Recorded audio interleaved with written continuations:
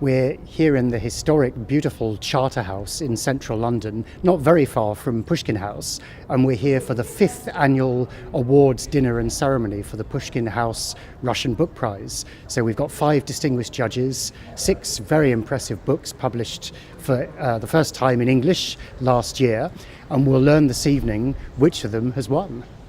We start by the rubric, which is, I think, that what we want are books which tell people something really interesting and, if possible, new, which were books of real scholarship, but which were also accessible. It's a good, strong shortlist. Personally, I'm rooting for Daniel Beer. Fantastic book about Siberian prison camps before the Russian Revolution. I think very strong. So that's what I'm hoping for. But we'll see. And I've got some champagne. Good evening, ladies and gentlemen. Welcome, esteemed guests, to the Charterhouse for the 5th Annual Book Prize. My name is Clem Cecil, and I'm the director of Pushkin House. We're going to have a wonderful evening. The dinner is going to be peppered with short discussions with the authors, conducted by members of the jury, and we would encourage you to keep eating all the way through, because if you stop, you won't get to eat any food. We were looking for things which did not simply echo either today's headlines or reinforce simply yesterday's stereotypes, but which helped us to get outside the habitual modes of thought about Russia, and that is, I think, what is consistent with Pushkin House's mission to further understanding of Russia and its culture. I think this is just such a colourful, entertaining, but yet very scholarly, beautifully researched book, and it's all there in a short number of pages, and will shortly be in paperback too, in case. But do buy it tonight. I wish journalists would get out of Moscow, out of their comfort zone, out of talking to people who sound and feel like them, and get out into the hinterlands and find out what the hell is going on. So if you want to find out what the hell is going on, buy the book. I read it and it struck me, it was absolutely amazing. It was light, yes, and funny, but also incredibly tragic and sharp, and it had an awful lot of historical detail in it, which really made it alive for me, and it really resonated with my own personal story as well. I mean, Peter the Great was the most exceptional ruler that Russia's ever had, probably one of the greatest rulers anywhere, and he set an impossible example for everybody else who came later. Every Romanov Tsar wanted to be Peter the Great. I think every Russian ruler, Vladimir Putin wants to be Peter the Great, and it's almost impossible for anyone else to do this. Everything about him was extraordinary.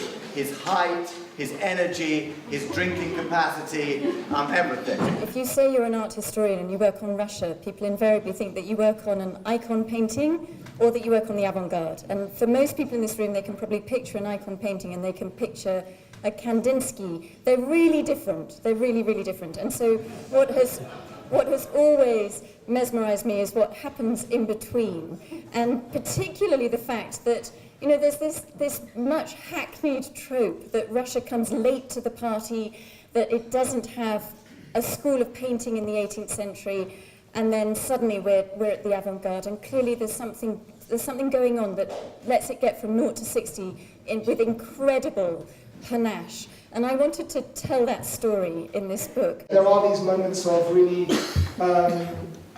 tremendous exhilaration, and you feel that you are in a sense kind of talking or listening, I suppose, to voices that have not been heard, for a century or more.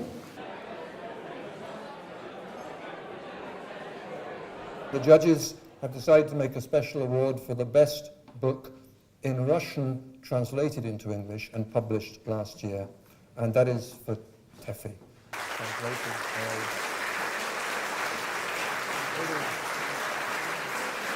Absolutely gobsmacked. Thank you. I mean, as a translator, me and I'm sure my fellow translators would agree, we can't take the credit for the book, but we are so proud to bring this book to a wide English-speaking audience, and to have it recognized as a fantastic work, which we obviously already think it is. So it's just amazing to have this recognition. It's such a prestigious prize. Thank you very much. Thank you. I will simply say that the winner of the Pushkin House Book Prize of 2017, and here the convention is to pause for about 16 seconds before saying a name, is The Russian Canvas by Holly Breaksmith.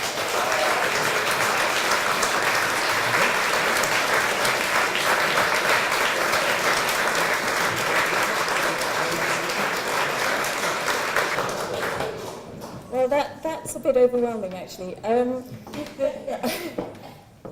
Thank you very much. Can I thank Pushkin House and everything it does to showcase Russian history, Russian politics, and Russian culture in all its diversity, and to get away from some of the stereotypes that we read about too much. Every book on this shortlist is about the kaleidoscope of Russians, and it's not about the sort of monochrome picture of Russians that we hear about in the press. And every person in this room is here because they celebrate that kaleidoscope. My book is about complicated, creative, innovative, ingenious, sometimes very bloody-minded people. And that's why they're so interesting to work on. And the reason that I could write the book is because I've been supported by so many Russians, curators, academics, art historians, friends who are also complicated, difficult, creative, keen-minded people. And if this prize is for anybody, it's actually for them. So thank you very much indeed.